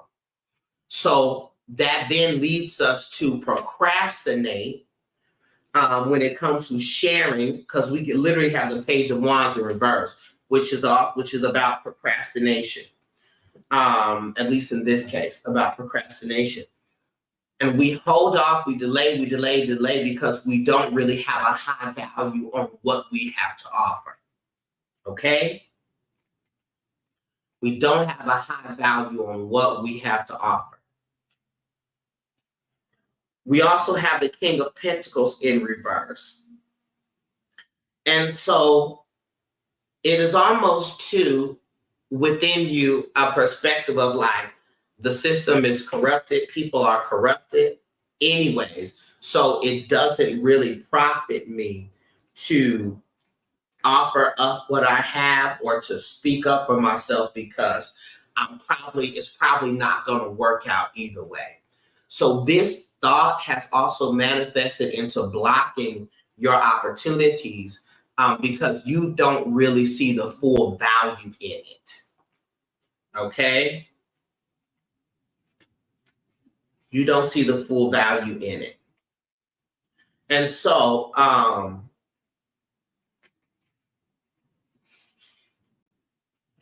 yeah, we end up putting stuff off for a long time, both when we've been offended, and by the time we bring it up, now we have endured so much that I'm gonna explode.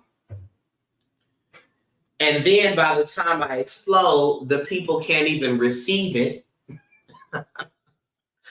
because now I'm fed up.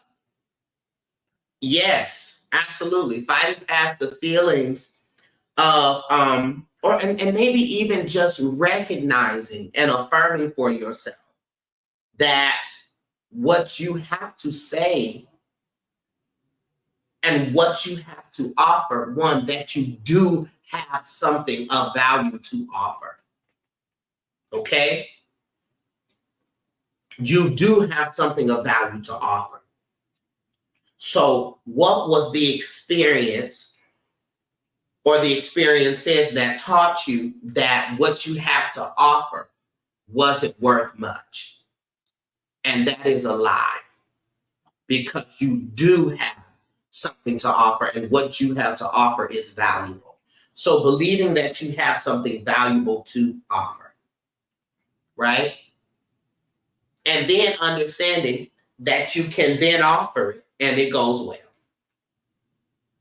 Because if we don't think we have anything of value to offer, then that's where all our ideas go out the window. And then we tend to have a whole bunch of stuff going on. And it's like, I had the solution the whole time, but I just didn't see it as valuable. So what can I do to see this as valuable? Okay, that's what's going on in the shadow. That's the real blockage, right? That's the source of the procrastination. Okay, the source of the delay is my own lens on what I believe is valuable, and if I believe that what I have to offer is valuable. Okay? And so it starts with the self. And how does that look like in function? Just doing it, just offering it up, just saying it, just taking the leap, taking the risk. That's how that shows up in real time. Just take the risk. Just do it.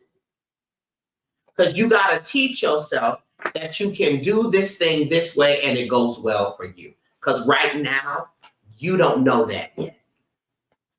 You understand?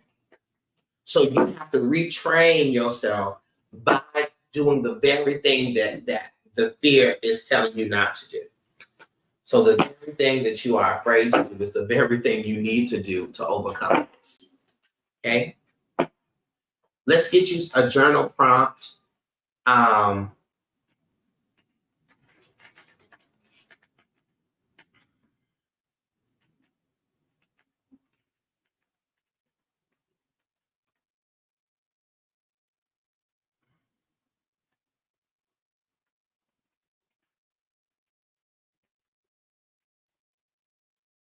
And this is also directly connected to the throat chakra. Right on. Literally working on that project today. Yes, Marie. Good.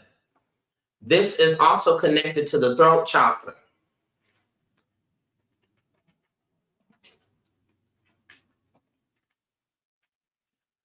Because the throat chakra is our communication center, right? Feeling that speaking up, and also that we will be able to be heard. And when we have blockages in the throat chakra, we tend to keep having issues in our sinus problems, sore throat, vocal problems, hoarseness. And so it may profit you to listen to some throat chakra music or affirmation as well. Throat chakra and solar plexus, the throat and the solar plexus chakra. Those are the two spaces that I would suggest you focus on energy-wise. So I would say, simple question. In what ways, and I'll put it on the Instagram comments, in what ways do I hold back from expressing my true self and my true thoughts? Let me say true. Let's say expressing my truth. And why do I feel my voice doesn't matter? How can I begin to trust that? What I have to say and offer is valuable and deserves to be heard. That's the prompt. I'll put it down here so you can screenshot it.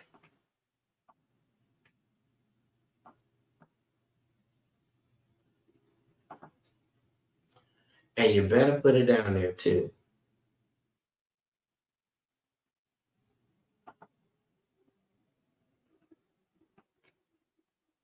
They don't want me to be great. I'm going to put it across the screen then. I don't know if it's going to put it in the comments or not.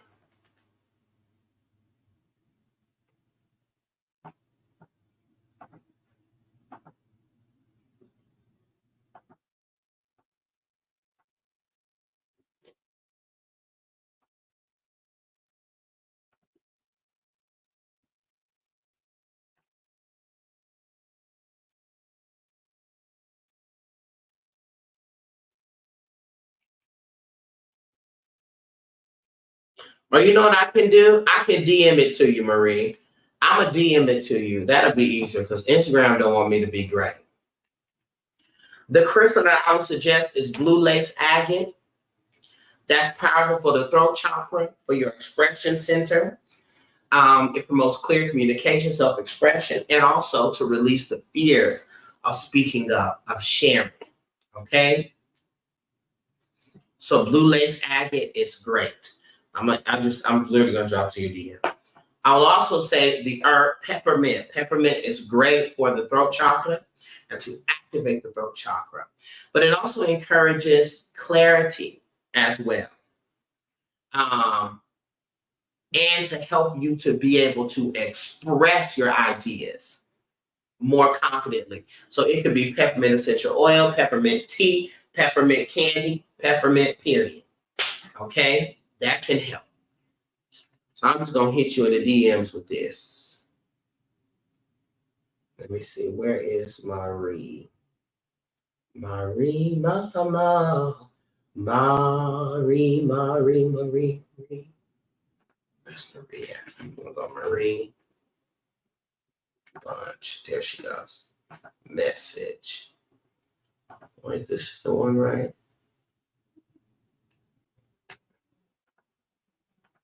Is this her? I don't know why it won't let me just hop right. Okay, there we go. Message. Oh goodness, I didn't even see this.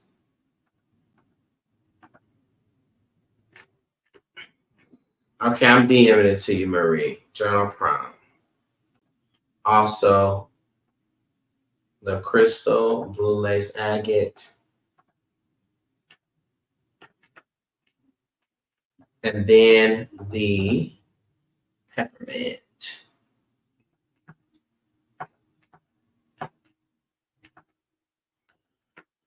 All right, good people, we have come to, although we've come to the end of the list. Oh, I hope you don't miss this. If there was something today that resonated with you that you want to reach out and touch and share to somebody else, go forth and do it in the name. Okay. I love you from a light-filled place. Go forth, conquer, lighthouse, be ready for the class that we're going to do this evening. And I will talk to y'all later. Peace, everybody.